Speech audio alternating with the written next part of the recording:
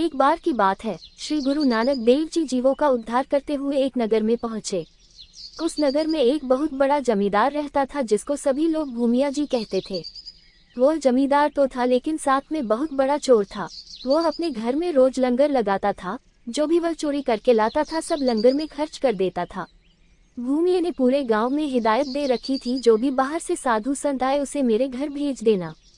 भूमिया ने अपने घर में एक धर्मशाला बनवा रखी थी। उस धर्मशाला में 8 पहर लंगर चलता था। जो भी उसके यहाँ आता लंगर करके ही जाता। गुरु नानक देव जी जब उस नगर में पहुंचे तो उन्होंने एक स्थान पर अपना आसन लगा लिया। नगर के लोगों ने उनको माथा टेका और कहा कि गुरुजी कृपया आप यहाँ ना बैठे। गुरुजी ने कहा कि हमने यहाँ बस्ती देखी और अपना आसन लगा लिया।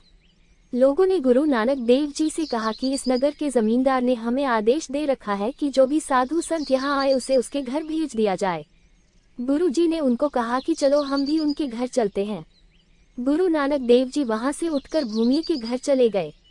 भूमिया को जब यह पता चला तो उसने आकर गुरुजी को माथा टेका। थोड़ी देर के बाद भूमिया ने आकर गुरुजी से प्रार्थना की कि लंगर तैयार है, कृपया आप ग्रहण करें। गुरुजी ने भूमिया से पूछा कि भाई तू काम क्या करता है? तुमने 8 पहर लंगर लगा रखा है, तुम्हारा गुजारा कैसे होता है? गुरुजी का रूहानी चेहरा देखकर भूमिया का दिल पहले से ही निर्मल हो गया था। उसने सोचा गुरुजी से छुपाने का कोई फायदा नहीं है। भूमिया ने गुरुजी को कहा कि मैं जमींदार के साथ साथ बहुत बड़ा चोर भी हूँ। जो कुछ भी चोरी करता हूँ सब लंगर में ही खर्च कर देता हूँ। गुरुजी ने उसकी बात सुनकर कहा कि भाई फिर तो हम आपका भोजन नहीं ग्रहण कर सकते। यह सुनकर भूमिया बहुत ही निराश हुआ और उसने गुरुजी के चरण पकड़ लिए और बोला, गुरुजी मैं आपके हर आदेश का पालन करूंगा, बस एक बार मेरा भोजन कबूल कर लो। गुरु नानक देव जी ने कहा यह लूटमार छोड़ दो और ईमानदारी से किरत करो। यह बात सुनकर भूमिया बोला कि गुरुजी यह काम तो मेरे से छोड़ा नहीं जाएगा। इसके अलावा अगर आप कोई भी हुक्म दोगे मैं जरूर मानूंगा। गुरु नानक देव जी ने कहा कि अगर तुम मेरी यह बात नहीं मान सकते तो इस बात के बदले में तुम्हें 3 बातें माननी होगी। भूमिया इस बात के लिए सहमत हो गया। गुरु नानक देव जी ने कहा कि पहली बात यह है कि तुमने कभी झूठ नहीं बोलना। भूमिया ने जवाब दिया सत्य वचन। तब गुरुजी ने कहा दूसरी बात यह है कि तुम कभी गरीबों का शोषण नहीं करोगे, और तीसरी बात यह है जिसका नमक खाया होगा उसके साथ कभी धोखा नहीं करोगे। भूमिया ने गुरुजी की तीनों बातें मानने का वचन दिया। गुरुजी ने भूमिया से कहा कि जो भोजन तुम हमें कराओगे वह अपनी मेहनत से कमा कर लाओगे। भूमिया ने इस बात के लिए भी गुरुजी को हामी भर दी।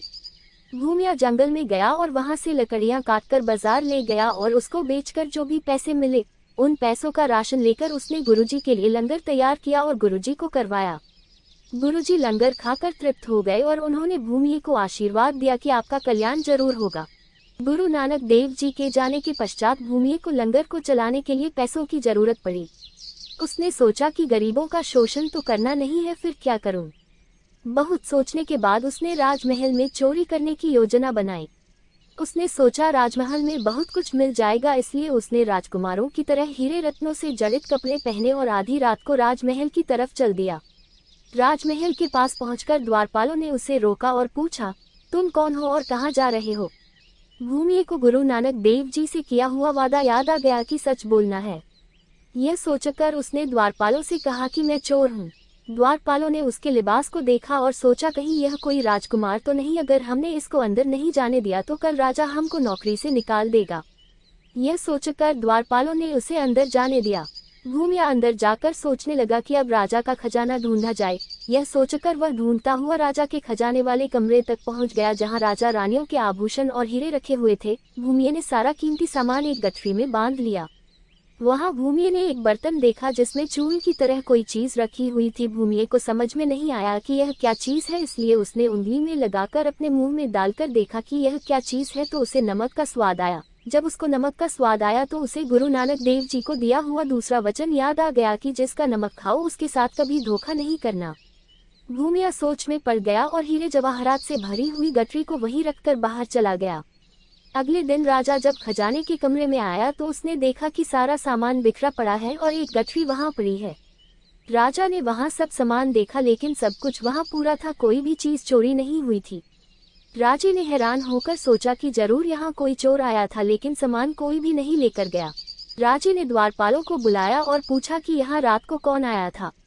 द्वारपालों ने राजा को कहा कि एक आदमी यहाँ आया था जिसने बहुत अच्छा लिबास पहना हुआ था। हमने उससे पूछा कि तुम कौन हो और क्या करने आए हो, तो उसने कहा कि मैं चोर हूँ और चोरी करने आया हूँ। लेकिन हमने उसके लिबास को देखा तो हमें लगा कि यह हमसे मजाक कर रहा है। हमने सोचा कि यह जरूर कोई राजकुमार है, इसलिए हमने उसको अंदर जाने दिया। राजा जी, उसके अलावा यहाँ और कोई नहीं आया। राजा ने द्वारपालों से कहा कि उस आदमी की तलाश करो। 3 दिन तक चोर की तलाश होती रही लेकिन उसका कुछ पता नहीं चला। राजा ने सैनिकों को हुक्म दिया कि नगर में जो भी गुंडे बदमाश है सबको पकड़कर पता करो कि चोर कौन है।